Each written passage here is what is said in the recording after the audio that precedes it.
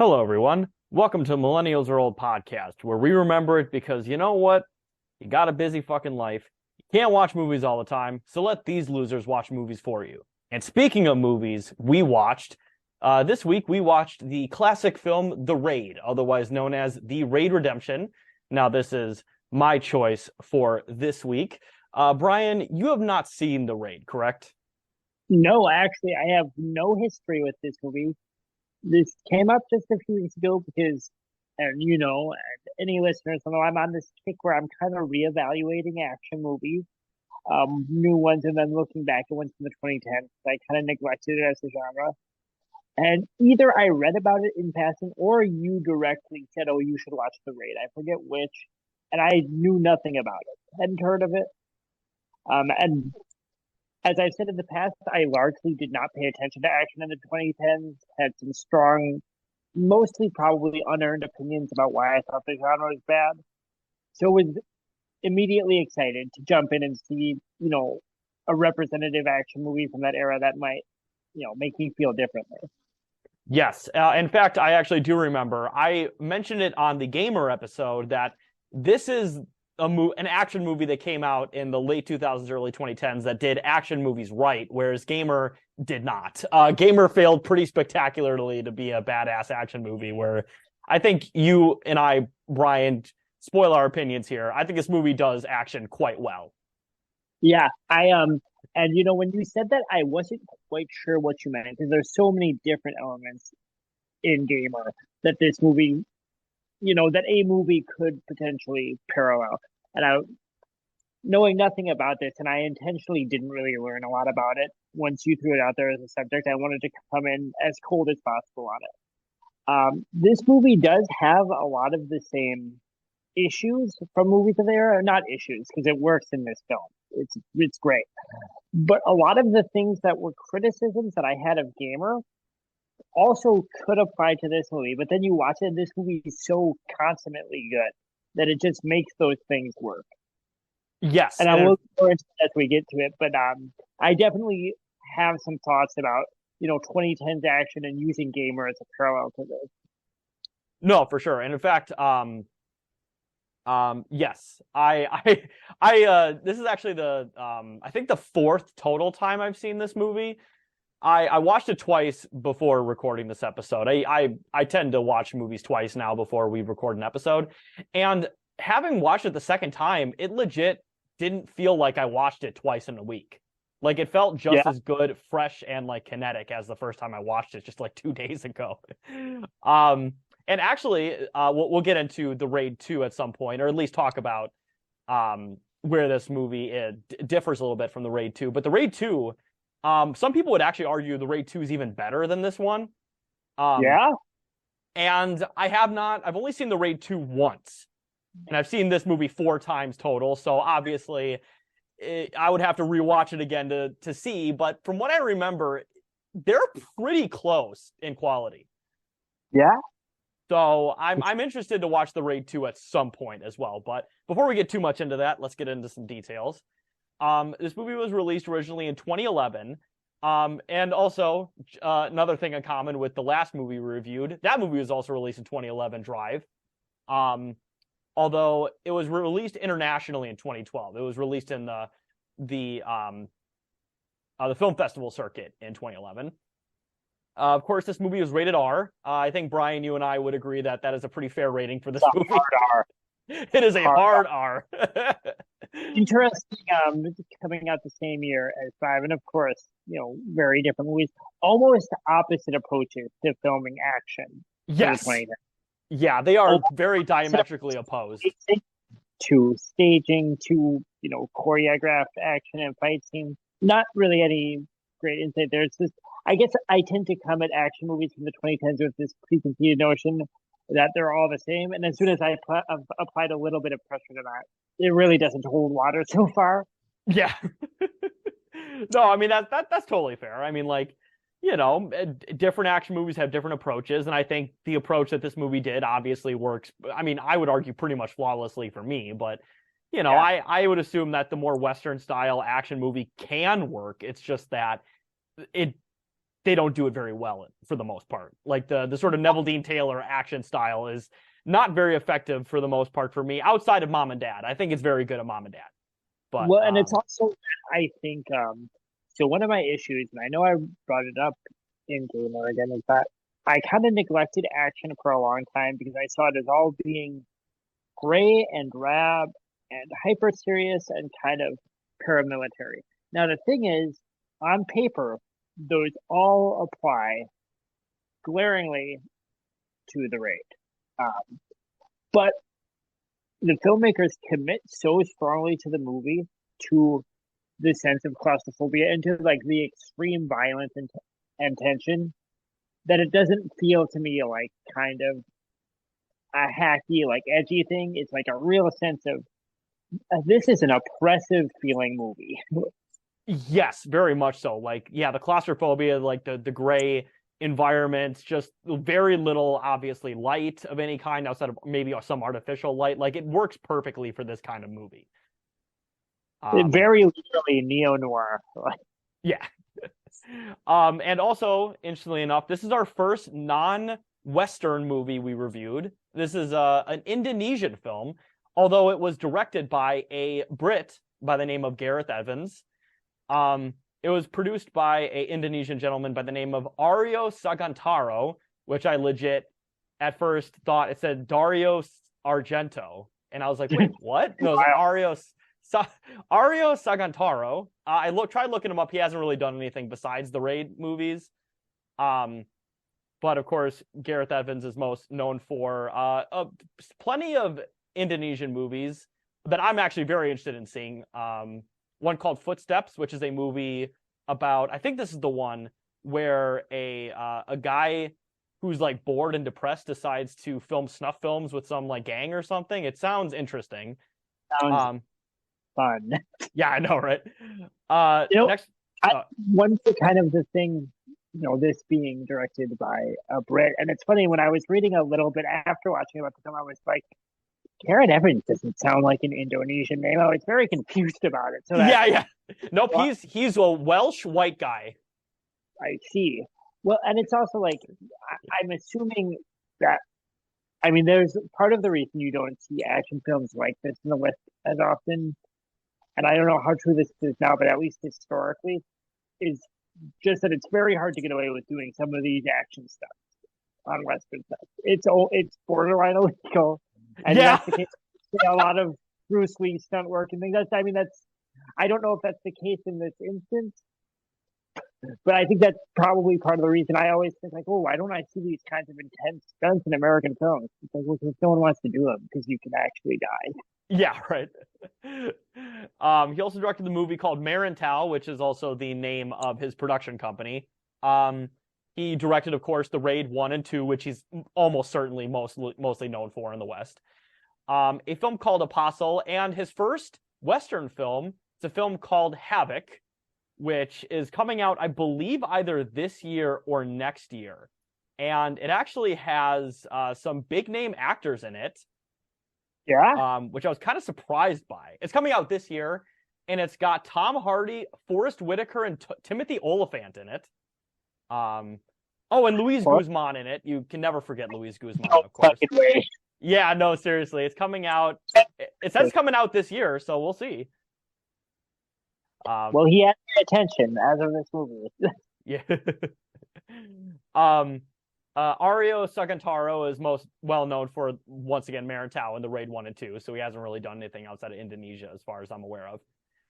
The movie is 101 minutes long. Now, Brian, you'll be excited to watch the Raid 2 if and when that ever comes, because the Raid 2 is 2.5 hours long.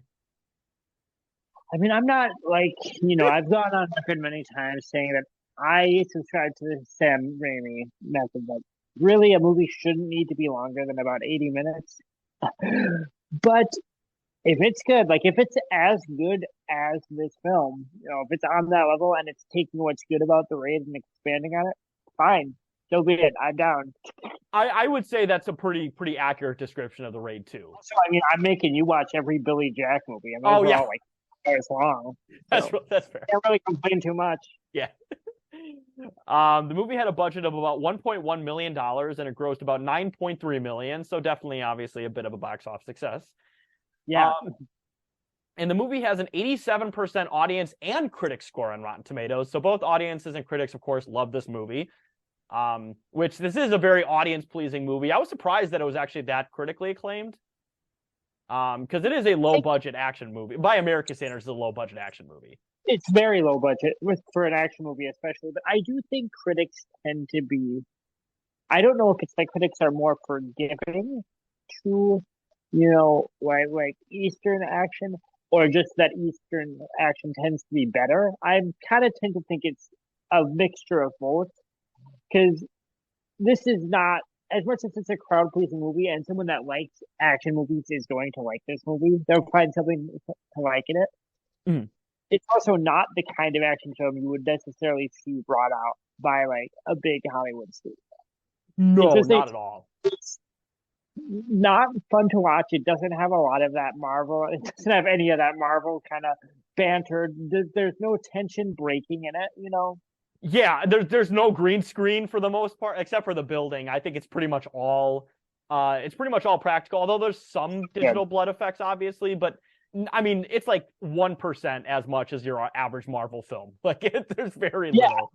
And any combat, hand-to-hand combat, which there is a lot of in here, that's a lot of the bulk of the action, is stunt work. It's intense, just athletically, just visually, it's stunning to watch. It's, like watching fucking dancers or something. Yeah, it's either impactful or fluid and artistic. That's the best way I would describe it. It's one of those two in every single like fucking swift punch and kick. It's great. And sometimes both simultaneously. Oh, absolutely. So let's get into some trivia here. So there weren't as many facts as I expected, but I found about 5 or 6 good ones. All the guns used in the film are airsoft replicas and not actual functioning firearms. Yeah, right.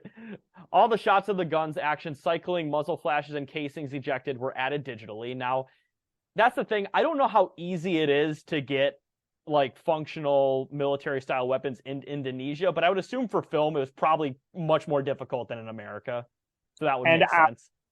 I gotta say, just alluding to some current events going on in Hollywood right now, in Hollyweird, but that maybe is for the best. Yeah, no, I totally agree with that. I think you're probably alluding to the Baldwin situation, Alec Baldwin situation. Selfish geriatric piece of shit decided he didn't need to pay attention during his safety courses, and he blew off some PA's head. Just awful. Next, go to prison. Sorry, we'll move. Do you think Alec Baldwin's gonna go to prison? Yeah, allegedly. Yeah, allegedly. Friend of the pod, Alec Baldwin. No, definitely not friend of the pod. Sorry. Unless you listen, I love you. Yeah. The main martial art in this movie is the Indonesian indigenous fighting style called pencak silat. Although there are other martial arts in this movie, but that's the primary one that's used. Every actor who played a member of the SWAT team went through a training program with the Indonesian Navy's Special Ops to study the techniques used in the force, including weapons use and hand signals, which I thought was very interesting. The actor Yayan Ruhian, that's my best Indonesian name pronunciation, I think, probably for this, who played the character Mad Dog, who was the very skinny guy with long hair who kicks everybody's ass. Mad Dog's just a scary character. Oh, very much so. And speaking of scary, he once trained pencak silat for the Indonesian Presidential Security Forces in 1989 and the Indonesian Military Police Corps in the early 1990s. Now, if he was doing that in 1989, that's when I believe that was when Suharto was the president of Indonesia. You know, the guy who committed the fucking Indonesian genocide. So if you were training for that in 1989, you were a badass motherfucker and probably a monster. Yeah, yep. 1989, Suharto was still president. So a guy who committed a genocide of at least 500,000 to more than, I think it's up to 2 million people. And he was the guy who was training to be part of this presidential security forces. Jesus Christ. So yeah, he's very good in this movie. He's very good in this movie, and I'm glad he didn't go on to that because he would have almost certainly killed a shit ton of people at that point. Well, and more importantly, we may not have gotten this stellar performance. Yeah, that is also very true. Yes.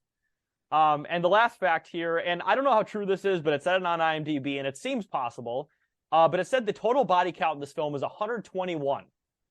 So that's really cool. We love seeing that. A very violent. So that's more than a death a minute. Yeah.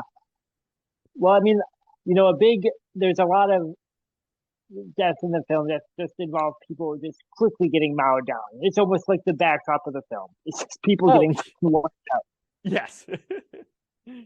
And also one last little fact I wanted to add. So just like with Gamer and how Gamer, this is kind of the anti-Gamer, the antithesis of Gamer.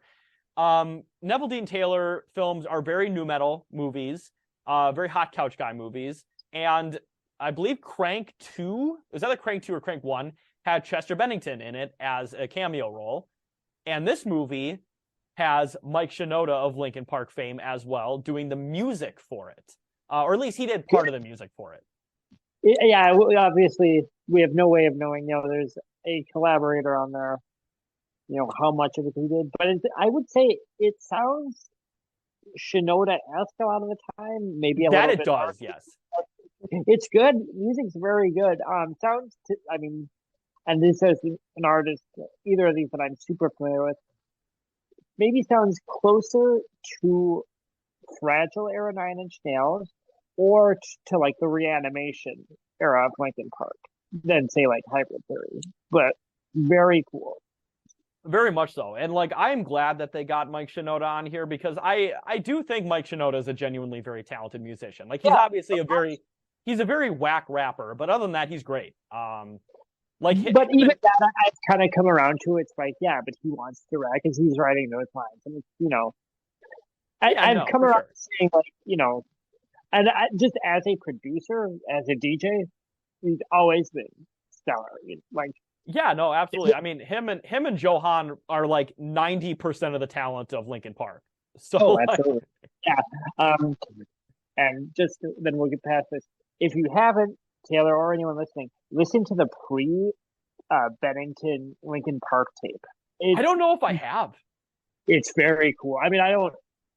I obviously, if I'm listening to that band, I want to hear the whole band. But it's very interesting because it's a lot darker sounding. It's a lot more hip hop and industrial forward. Also, it's also on Hybrid Theory, if I'm not mistaken, but it's pretty different versions. Oh, okay. Also, another little fast fact here, but the original vocalist for Linkin Park, the one that, of course, Chester Bennington took over, that guy did the album art for Toxicity. Really? Yep. That's cool. They all know each other. I know, right? Or fucking, how you want to interpret that? Yeah, we love SoCal nu metal. What can I say? But speaking of things that are not SoCal nu metal, let's get into the synopsis here. So the film begins with rookie officer Rama, played by the actor Iko Uwais, who, interestingly enough, he's actually going to be in the newest Expendables movie. Apparently, he signed on for the newest Expendables movie, so I'd like to see who he is in that movie. So much. He can't be one of the. It's like one of the Expendables, right? It can't be like they brought him in because he's so young. And I doubt it. And like anybody who's a fan of the Expendables does not know what the raid is or who he is. I hope he's playing like a villain, like a cool like martial artist bad guy. Oh no, that'd be cool shit. I'm not gonna watch the Expendables movie either way. But. Yeah. But we see him training and praying at home before, and of course, kissing his pregnant wife goodbye and telling his father that I will bring him home. Now, we don't know who him is yet, but we will eventually get to him. He joins a 20-man squad led by Sergeant Jaka, played by the actor Joe Taslim. Now, another interesting connection to a prior Millennials Are Old episode. So I think it was Gamer as well, I mentioned that somebody from the raid did the choreography or was in Everything Everywhere All at Once. That was completely wrong. Joe Taslim and this was a movie that I watched around the same time as Everything Everywhere All at Once, but Joe Taslim was Sub-Zero in the most recent live-action Mortal Kombat movie. So that was where I got the confusion from.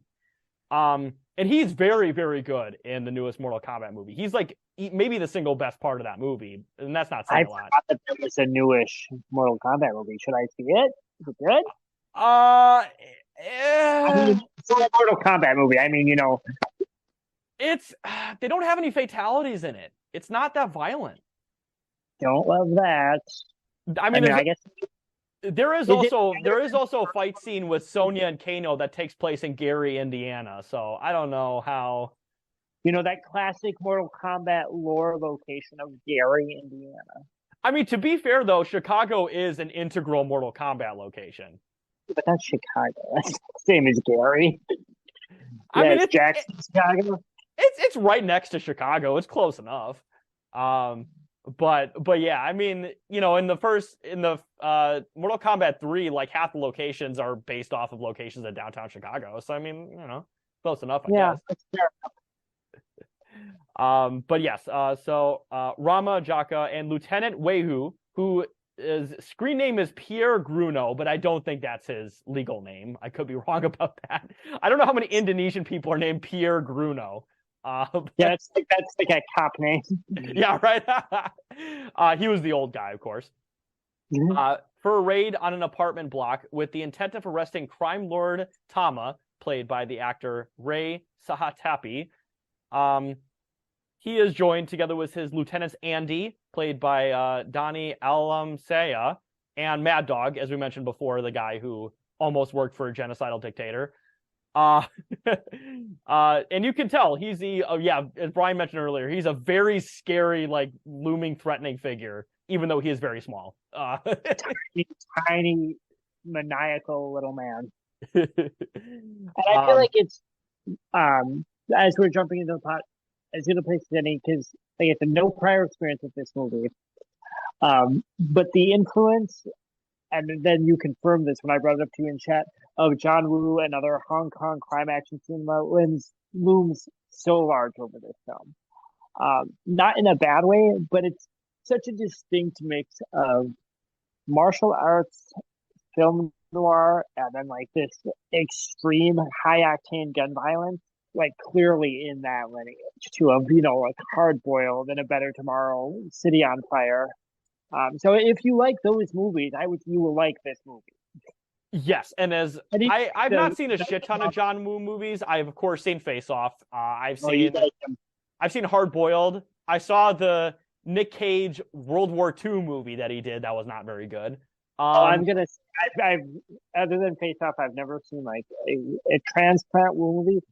Hard Boiled, awesome. Better Tomorrow and Better Tomorrow Part 2 and The Killer, like fantastic. Like, I mean, you love Old Boy, right? Love Old Boy. It's one of my favorite movies of all time. You love all of that like classic movie stuff. It so hits that mark where it's a little bit of like pulpy, like Hard Boy. Obviously, he has a film called Hard Boy, like crime fiction, with like some really accurate gunfights and gun violence, and then like classic martial arts hand-to-hand combat on top of it. I don't know that he was the first person to do that, but he did it in such a way that, like, at least to me, anytime I see it afterwards, I go like, oh, this is like in the tradition of John Woo. Probably wasn't the first person to do it, I guess. Yeah, fair enough. But yeah, no, I will definitely see more John Woo movies in the future. I mean, I love East Asian cinema in general, but yes, so Tama runs the block and allows criminals and addicts to rent rooms under his protection. Is this the Indonesian form of rent control, Brian? That's what. So if you wanted to read it this way, I was thinking like, oh, I'm going to try to push that reading of this during the podcast, and I just couldn't commit to it. But I would say, I mean, if you're living in Portland, you find a place like this, not a bad deal. Yeah, well, I mean, that's the thing, though, is that, in Oregon, minor possession of all drugs is legal. So, you know what?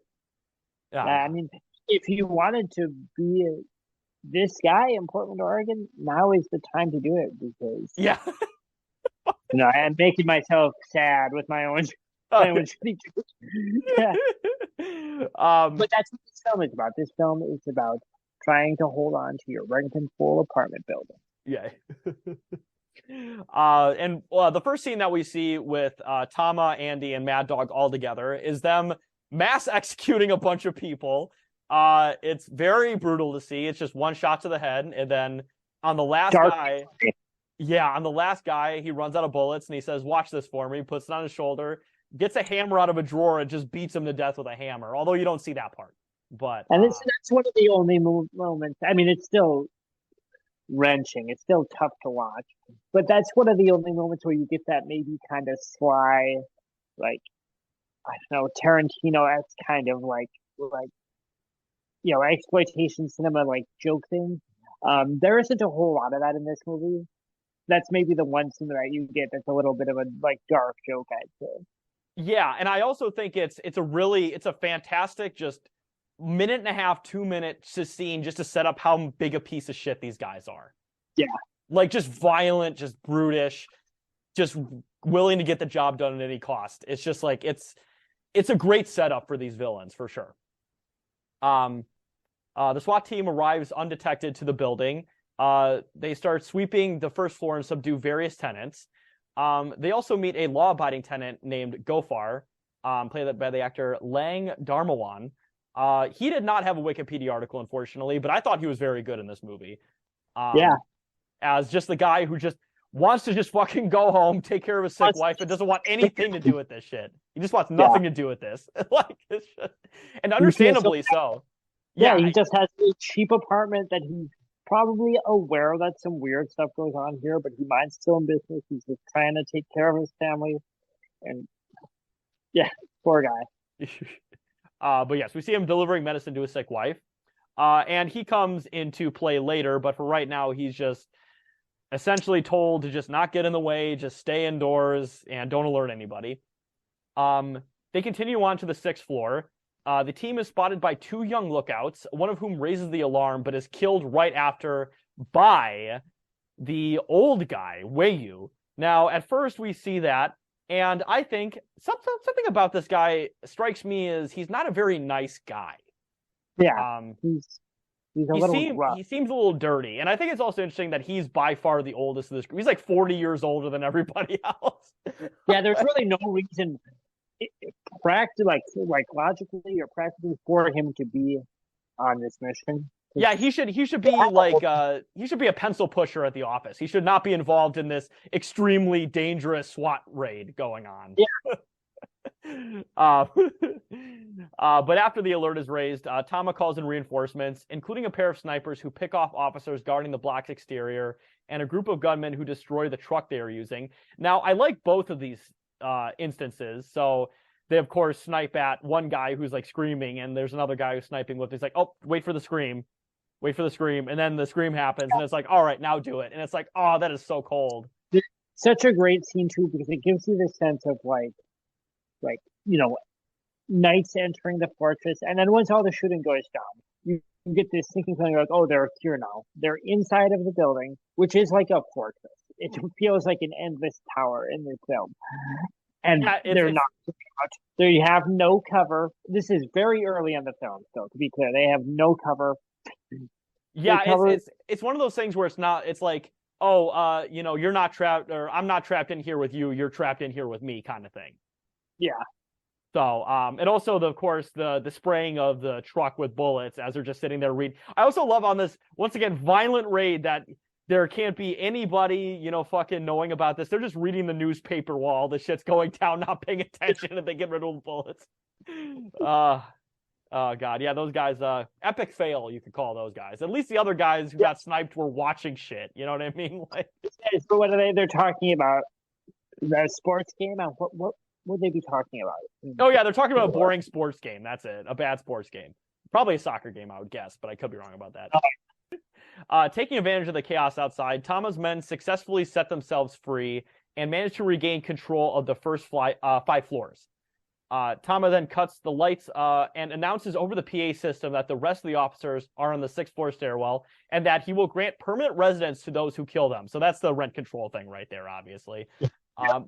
Which I believe in 2023, if you asked a bunch of millennials and Zoomers, if they were to kill a couple officers, they'd get essentially free rent for life. I bet you there were a couple that would come up to that and do that. Yeah. Yeah, parody, Yeah, redacted. parody reacted 100%.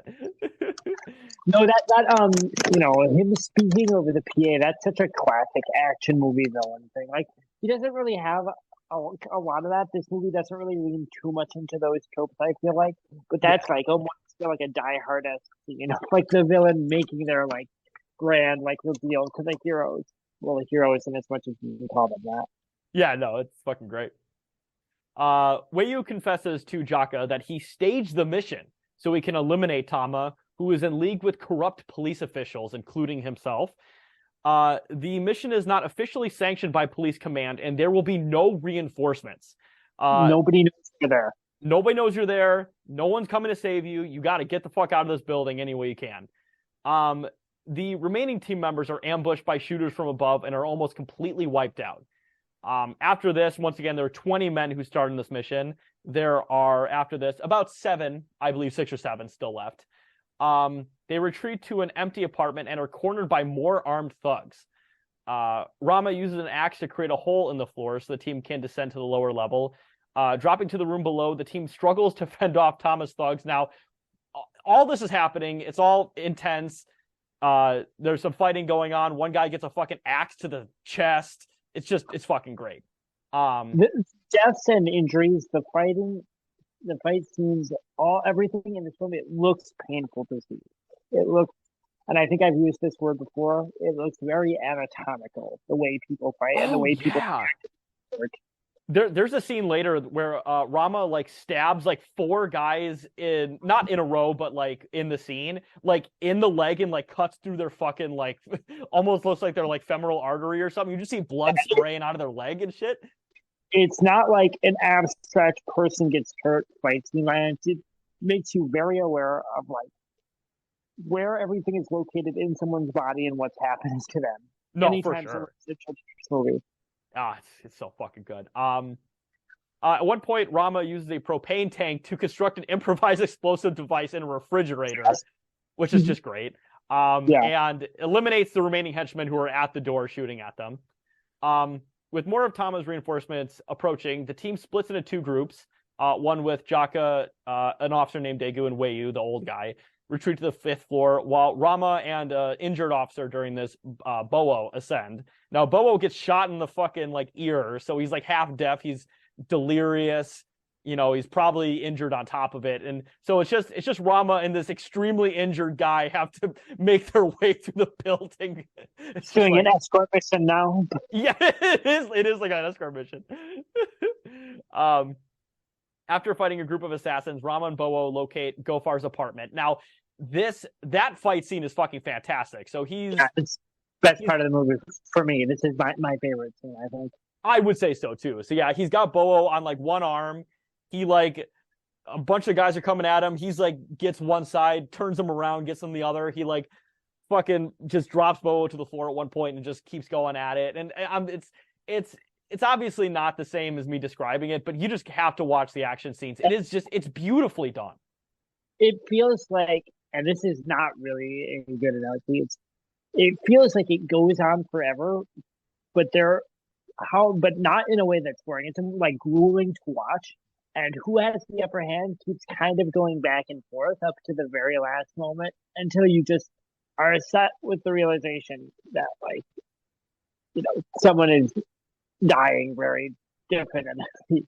Yeah, it reminded me of the silly fight scene in They Live in that way. It just kind of goes on and forces you to sit with it.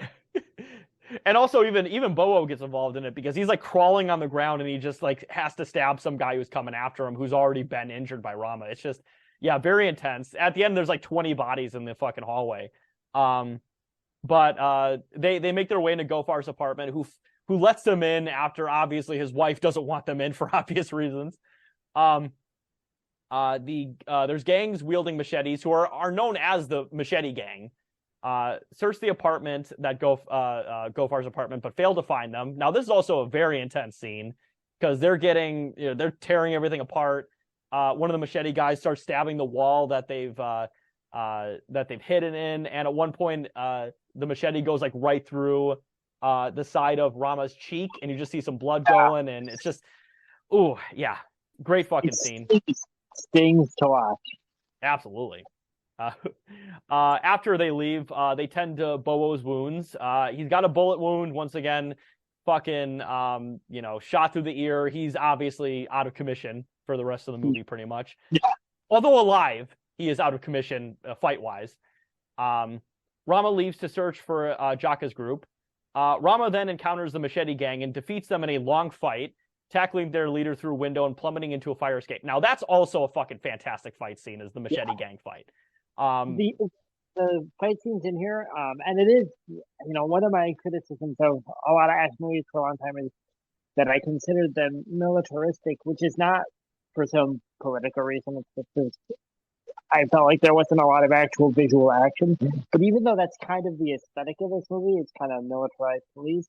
It's almost all. I mean, there's cool shootouts too, but it's a lot of hand-to-hand combat. It's a lot of very orchestrated one-on-one fights. And very yeah. stunning, really. I like it too because it almost kind of reminds me of like a survival horror game. So like at first with a survival horror game, you start your game off with weapons. You might find some ammo here and there, but they play it in a way like a lot of first-time survival horror players play, where they just use all their weapons immediately and they're like, oh shit. So halfway through the movie, they're in like fucking survival mode, just like it reminds me of like the first Resident Evil game a lot. Yeah. I actually, watching this, I had that same thought. I thought, oh, this is actually a film that would translate really well to a certain type of video game adaptation.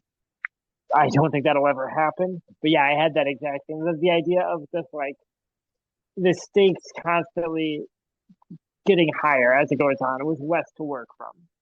Yeah, exactly. Like, yeah, there's more and more guys and you have less and less resources, essentially. It's just... yeah, it's very, very intense. And after the first couple scenes with guns, it's almost all action after that. So yes, after the Machete Gang fight, Rama makes his way to the 6th floor. He finds Andy, who has murdered 2 of Tama's men. Now you see him murder these guys in the elevator as they're all riding up together, and you think, why did he kill them? Well, Andy is revealed to be his estranged brother, which, by the way, even watching this movie for the first time, I was not shocked at all that they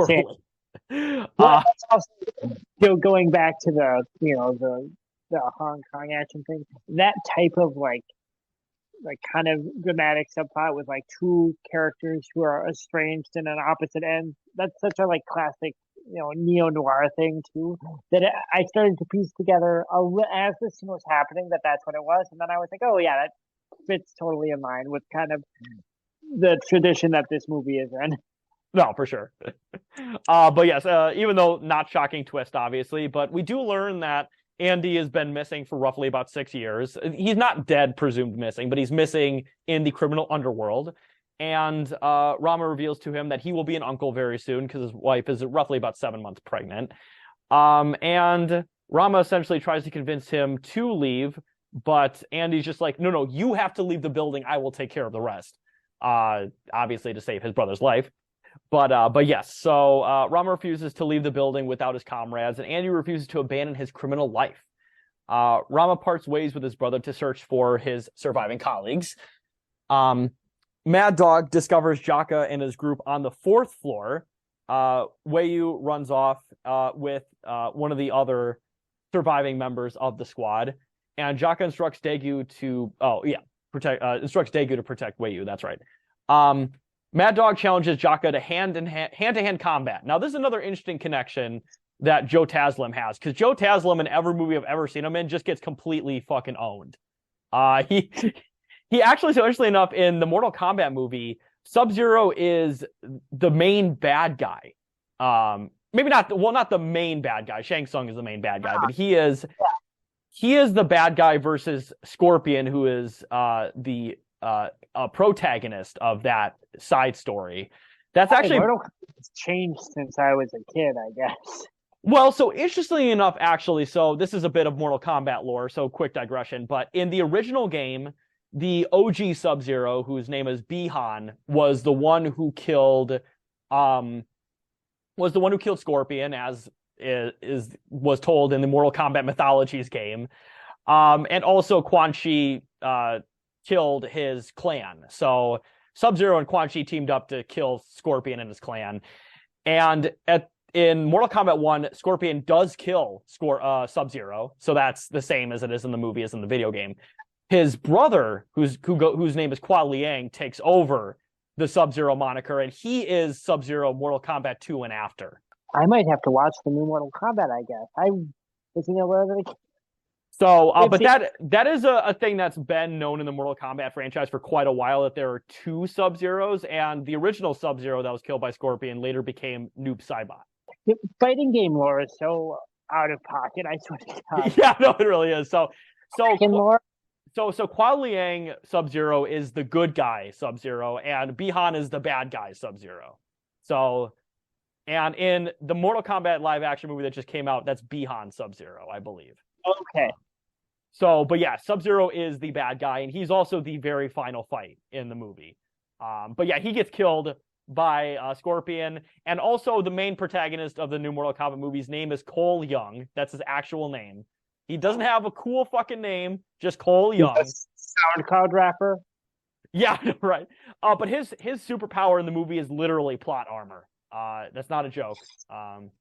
It's just, yeah. New Mortal Kombat movie has a lot of problems, but it's not as bad as Annihilation. I'll just say that.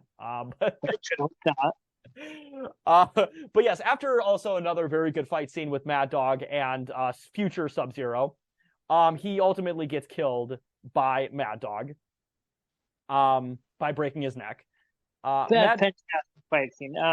Another one that just goes on and has all these different, twists and turns to it. It's a pretty long fight scene, but it does not feel like one. No, it does not. Mad Dog then meets up with Andy to report back to Tama, dragging Jaka's body the entire time, which I think is interesting. Tama, having learned of Andy's treachery through surveillance cameras, attacks and incapacitates Andy. So the whole thing is that their job was to get, fucking Weiyu and Daegu and the rest of them up, and Andy comes empty-handed. So it's like, give me your empty hands. I'm going to stab your fucking hand because you betrayed me, motherfucker. That's basically what it is. So Andy is essentially incapacitated because, of course, Tama finds out doesn't necessarily find out his secret, but he is obviously not telling the truth. Yeah. Later on, Rama regroups with Daegu and Weiyu, and they head for Tama on the 15th floor, fighting through a narcotics lab along the way. Now, this is also a fucking fantastic action scene, obviously. This also is the only scene where Weiyu starts fighting, and it's hilarious seeing like a 70-year-old man just beat up a bunch of like drug producers. But at least they gave him his moment. It makes sense that if everyone in this criminal enterprise, that it would be the people that were all gacked out, that he'd be able to fight. Yeah. At one point he like trips a guy and takes a chair and just whacks one of them on the back. It's so funny. That's a great like old guy move. Yeah. Fucking chair. It's so fucking good. But yeah, this is also a fucking fantastic action scene, as all the others are, of course. A little bit of gunplay, but not a whole lot in this one. And also, I think the last guy that Rama fights is on top of like a 30-foot long table that's producing drugs on it, and that's like honestly like a straight up like acrobatic scene almost. Yeah, it's a great set piece scene. It's pretty breathtaking to watch. Absolutely.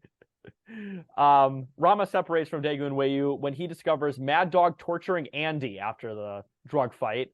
Mad Dog lets Rama free, and Andy and Rama fight him both at the same time. Now, honestly, I don't know. I think this one actually might be my favorite fight in the movie, I will say. Yeah. It's definitely the most theatrical and definitely the most... It's almost operatic, actually. It is, yes. It's everything's been building to this moment. And it lasts about 4 or 5 minutes. It's a pretty long, once again, very long fight scene. Yeah. And yeah, it just... Andy gets a blow, then Mad Dog gets a blow, then Rama gets a blow against Andy. It's just like, yeah, it's just tit for tat, blow to blow. At one point, while Rama is like choking out Andy and like slamming his head on the ground, I think it's Andy was the one who gets the fucking light bulb, right?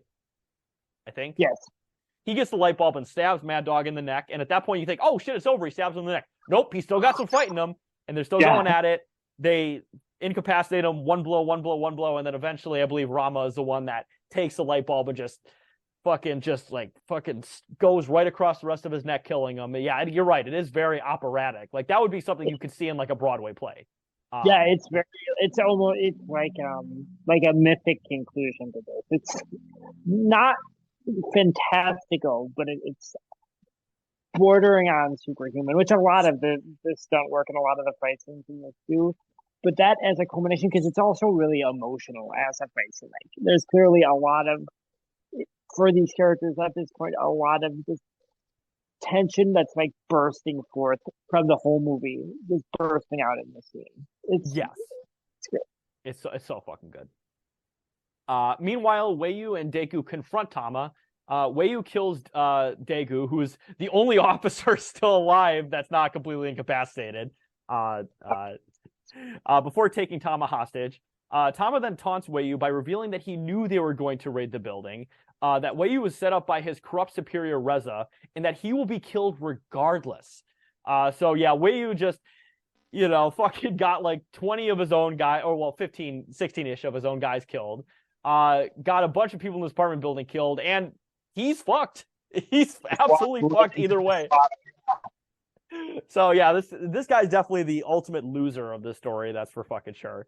It's very, like, again, it's in keeping with like a very classic, like kind of like crime film thing, where this is a movie about like a seedy underworld where bad things happen, and it's shot that way. It's shot and has sort of the moral arc of like a crime story from like a pre-Hays Code crime story almost. Like this is about like this dark side of the world of the city that we don't see, that just preys on human misery. Yeah, very much so. But yes, a panicked and desperate Wei-Yu kills Tama and then attempts suicide, only to find out he is out of ammunition. Now, watching this movie the second time, so leading up to the confrontation with Tama on the 15th floor, he shoots 2 guys. I think he shoots 3 guys, actually. He shoots Daegu, shoots Wei-Yu. So, like, he should have 1 bullet still left, but maybe it's a 5-chamber gun. Who knows? So maybe he's throwing in the air. Oh yeah, that's true. Yeah. But yeah, so Wei-Yu fails in his mission of killing himself. Andy uses his influence to allow Rama to leave with the injured Bowo and a detained Wei-Yu. Andy also hands over blackmail recordings Tama made of the corrupt officials he dealt with, telling him to contact Officer Bunawar. Now, interestingly enough, the Indonesian title for the raid was Bunawar, which I think is very interesting. I don't know if that means something in Indonesian, but I thought that was interesting. Yeah, I'm intrigued. Rama asks Andy to come home, but Andy refuses and asserts that he can protect Rama inside this criminal underworld, but that Rama cannot do the same for him on the outside. As Rama, Bowo, and Wei-Yu leave, Andy turns around and walks back to his apartment block, smiling for the first time. Now, interestingly enough, actually, so there's a line after the Machete Gang fight where Rama takes off his like bulletproof vest, and he's like, "Oh, it just fits me better, I guess," or something like that. It's like it fits. And then at the very end of the movie, he's like, "Well, why don't you leave this life?" Rama asks Andy, "Why don't you leave this life behind?" And Andy goes, "I don't know, because it fits," and it's just perfect. Yeah, it just ties everything up together. But yes, and I was gonna ask, oh yeah, sorry, go ahead. Is the raid part 2? Well, you haven't seen it either, right? But is it a direct sequel? Do you know? I'm pretty sure it is a direct sequel. I believe it's a direct sequel. Maybe not like direct, like, but I think it's basically like he gets out, he heals a little bit, and then he goes back. Or it's either that or like pretty much immediately it's like, oh yeah, well, we got a new mission for you kind of thing. And it basically, from what I remember, it is just Rama and maybe like a couple other people. It's not like a whole SWAT team again. Yeah.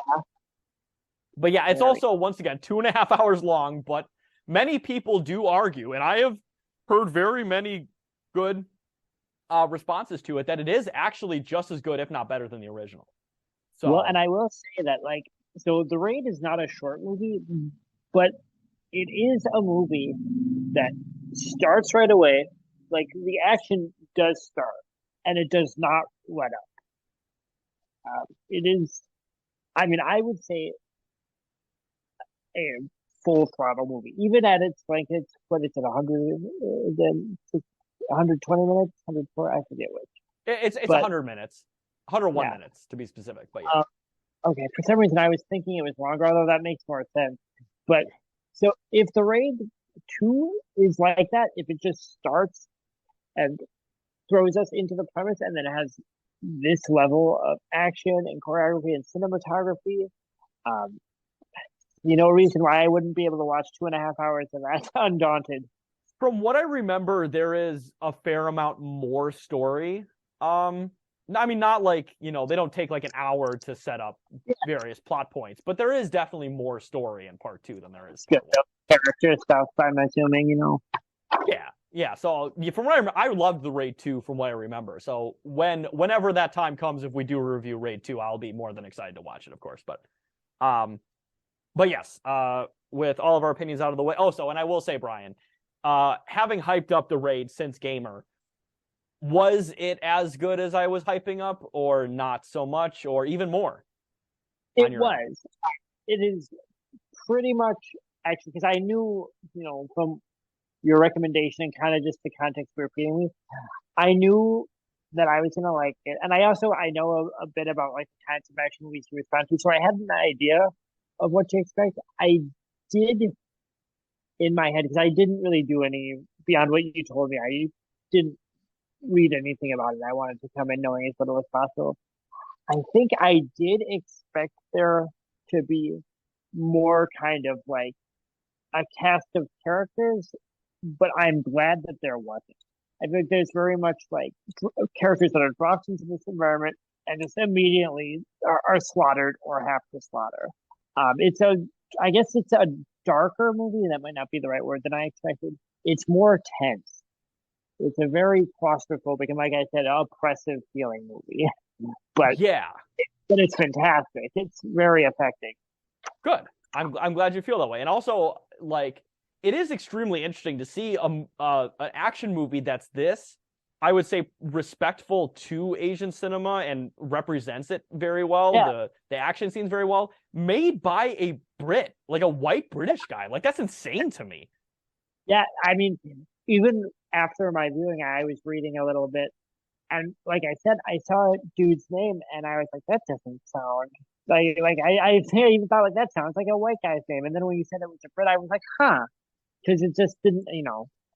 Yeah, because when you think of white people involved in Asian cinema, it's never a good thing generally, or it's at least not a great thing. I'll just say that. Yeah, I mean, yeah, to be totally frank, I know this movie basically hits everything I like about kind of like Asian action cinema.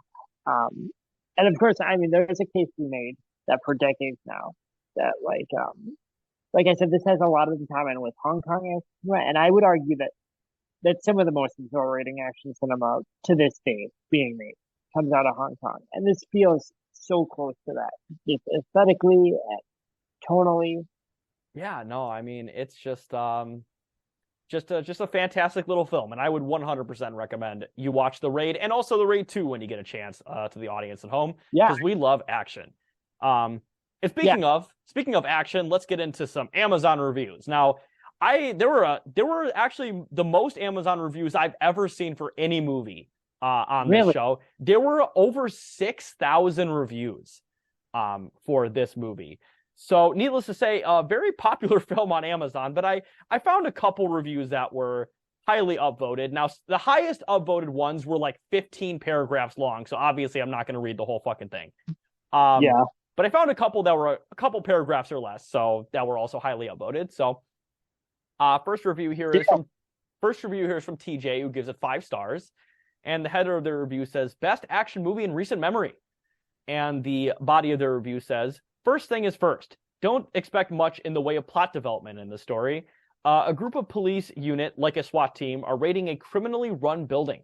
The building is run by a crime lord, and at first we are to assume that taking him down is the ultimate goal. As we go on, we see that our main character, a member of the police unit, is actually trying to extract his criminal brother from the building. That's basically it. There's a very small twist at the end, but plot-wise, this is pretty thin. It's basically an excuse to drive the action. And oh my God, the action. I am an MMA addict / student for the past 15 years. And for me, the fight scenes in this flick are sublime. Student.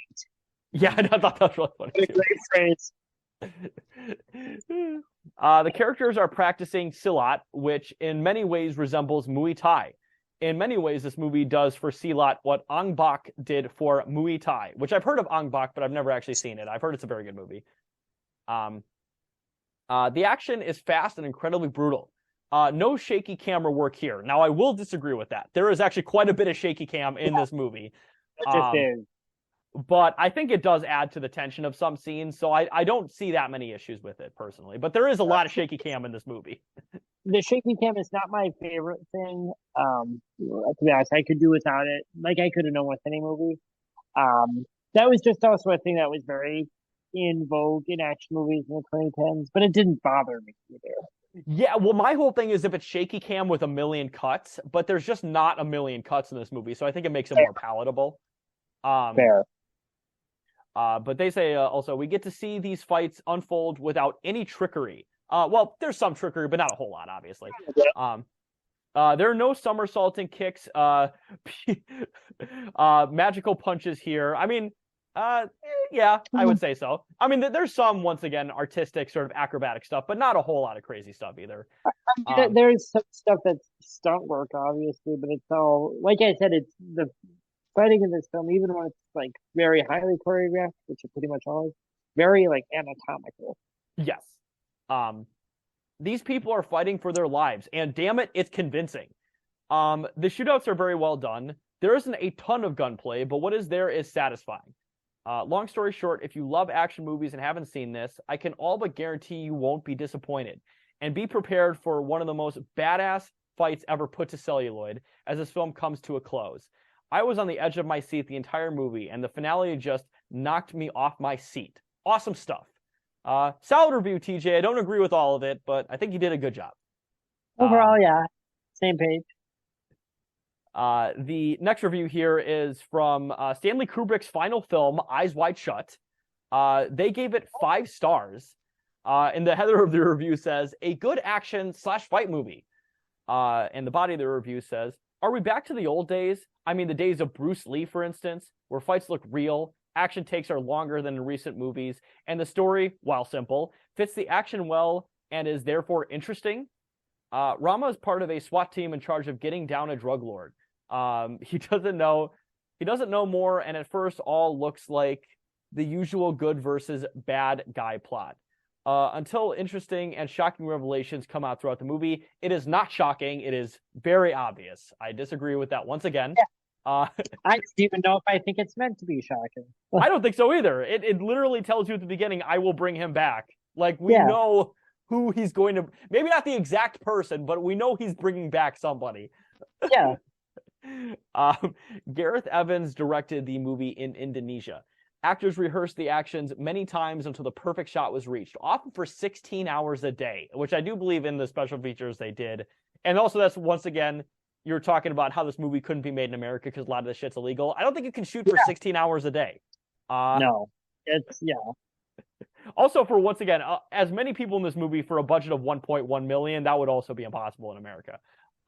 Just being honest. Yeah. The result is breathtaking. Do we have only action / fights in this movie? Quite a lot of action, yes. But the director was able to add his personal and subtle touch that make the difference with many other movies. Characters are shown via an atmosphere. Some remarkable directing approaches that keep us focused for the whole 1 hour and 41 minutes. Keep an eye on Gareth Evans. He is a very promising director, which I do agree. I think he's a fucking great director out of just the 2 movies of his that I've seen. Kind of crazy he hasn't done more since this, given just like how good this movie is, and it seems like how well received it was. Yeah, it's weird. Like, up until this, Tom Hardy, Timothy Olyphant movie that's supposed to come out this year, he's only done Indonesian movies. And also I read on his bio that he lived in Indonesia for like the last 15 years up until he moved back to the UK a couple years ago. So he's very entrenched in the Indonesian culture as like a white British guy. Yeah, I mean, that's probably why this movie works as well as it does, you know.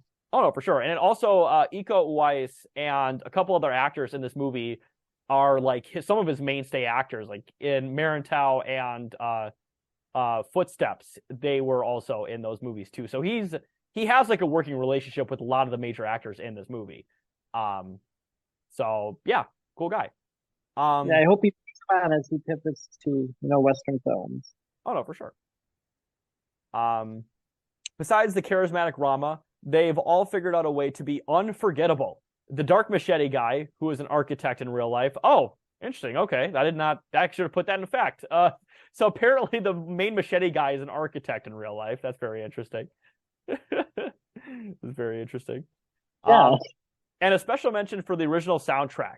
A must-see if you like good action/fighting. Now, I don't know if they mean the original soundtrack, because there is in the Indonesian original with the Indonesian audio, Mike Shinoda did not do the soundtrack for that one. I meant to actually look up a sample of what that score was like just to compare it.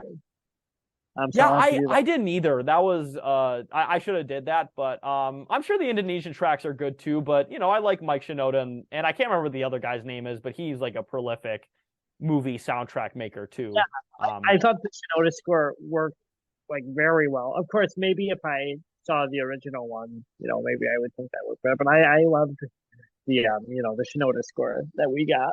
No, for sure, absolutely.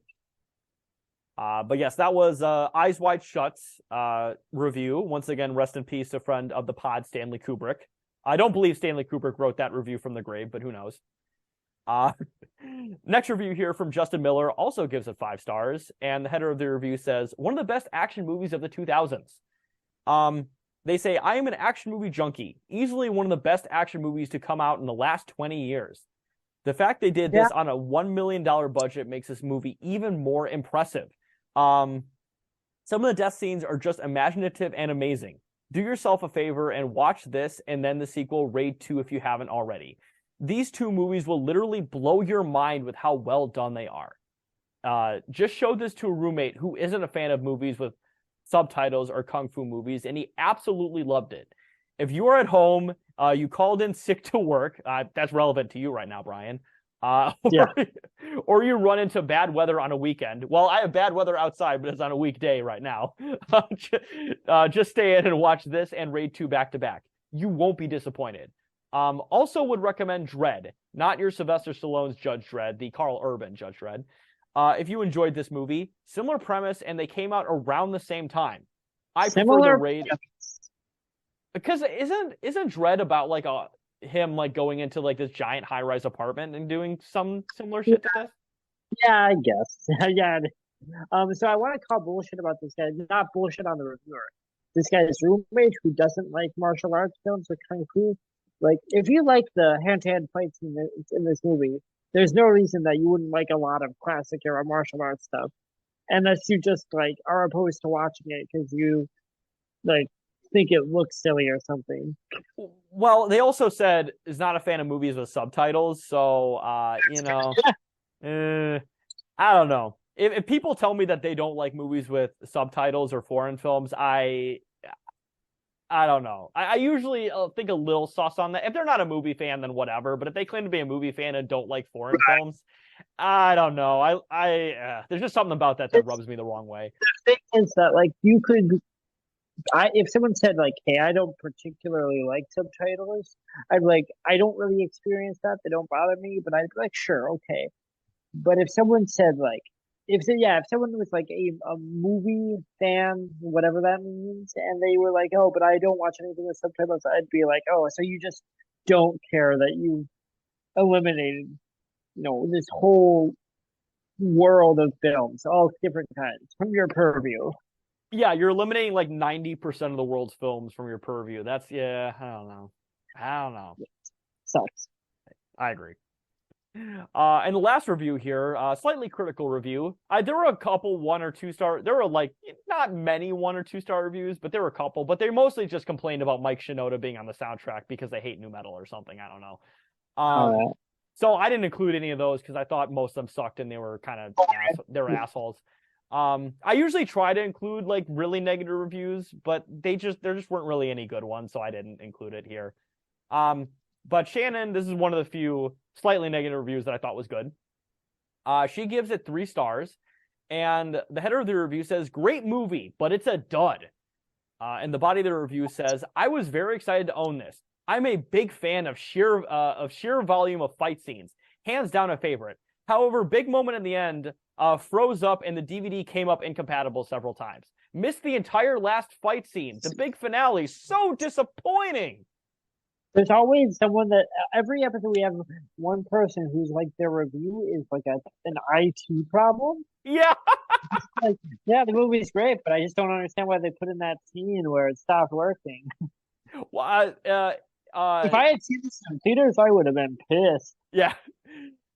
Fans of Millennials Are Old who may listen to the Dick Proles podcast as well, which I'm also on. I should say we reviewed American Carol, which, Brian, I believe you gave me as a Christmas gift one year.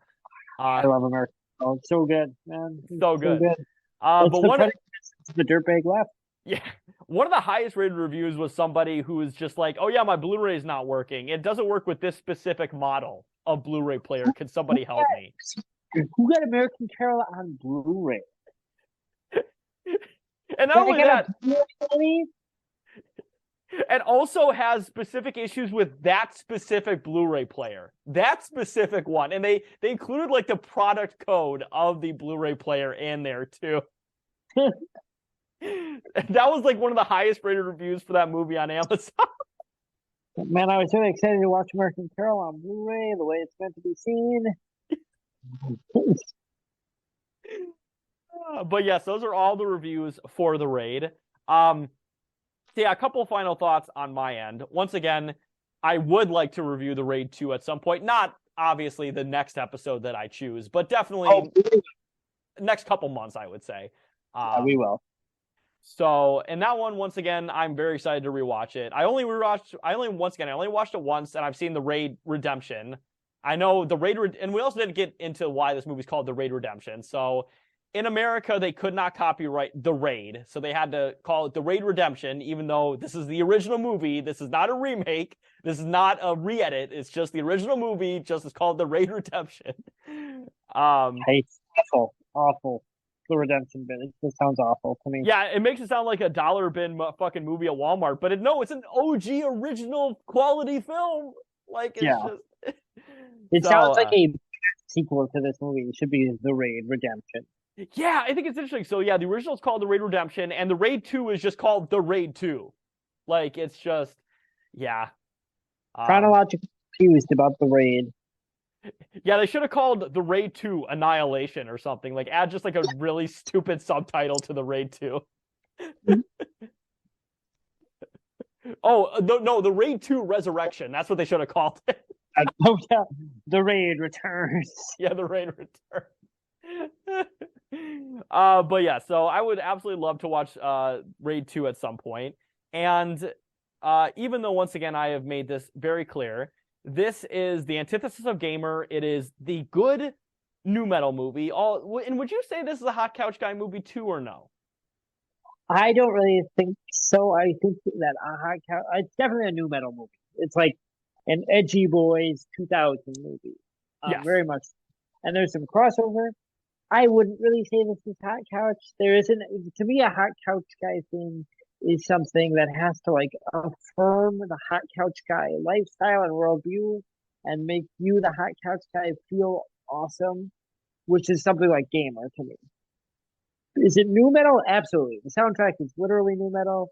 It's like a badass balls to the wall movie with grizzly, very practical gore effects that are just for like dudes in hoodies to go, oh, this is fucking brutal. Yeah. Yeah, no, I would. Maybe not quite to me. Yeah, I would totally agree. I mean, some of the people's apartments in this movie are obviously hot couch apartments, but it's not a hot couch guy. But, yeah. So, but yes, I would say this movie is almost completely the antithesis of gamer, and I will say, Neville Dean Taylor, take notes. Take notes. It really is. One of the threads as we've done this podcast has been, I think, looking at action films and violence in films at different eras and kind of summing up. And I know that I have pretty summarily written off the 2000s and 2010s for action movies. I stand by that. But looking backwards as an aging millennial, um, you see all of those same sort of tropes and trends that I've been critical of for 2000s and 2010s action movies, pretty much all to some degree on display here, but done in a way that makes me think that like they can be really good. Like this is very much a early 2010s action movie, and yet I'm still like, oh, it's really pretty unlike anything else, just in its sheer intensity. And I'd recommend it to pretty much anyone that's a fan of, yeah, martial arts action or crime thrillers, and particularly, again, like fans of like Hong Kong, neo noir, The Killer, Better Tomorrow, all that John Woo shit. If you like anything like that, you're gonna love The Raid Redemption. Yes. And I would totally agree. This is, yeah, very, very much early 2010s action movie. And another connection with an actor in this movie, Joe Taslim. Mortal Kombat 2021 is definitely a 2020s action movie. And I don't know if it's the good kind or the bad kind. I will say the action is good, the story's bad. Oh, well, since I'm spearheading this claim that I'm pushing, that I think that the 2020s will end up being a new golden era for action, since I've shouted it out on the last several episodes, I feel obligated to test my own theory. Yeah. I have to watch it and see. Like I said, it is definitely not the worst Mortal Kombat movie by quite a bit. Definitely not. That's good. Good to hear. Because, I mean, the second Mortal Kombat movie, Mortal Kombat Annihilation, is legitimately one of the worst movies of all time. It is so bad. I mean, it is like a joke movie. It's a parody of that movie. Who would have thought a movie with fucking James Remar would be that shit? But I mean, that's not here nor there, I guess. I mean, the effects in it too are some of the worst I've ever seen. And yeah, the effects are awful. So fucking bad. But yes, I have to go to bed and shovel the sidewalks, unfortunately. So I am going to call it a night. Once again, you can follow me at Carlos Chantor on Twitter.com. Anything else you want to shout out, Brian? You can follow me at JONSTABB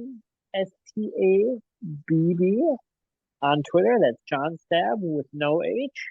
I am going to watch Ren and Stimpy and see if there's any stuff in it that makes me feel bad that I didn't notice as a kid.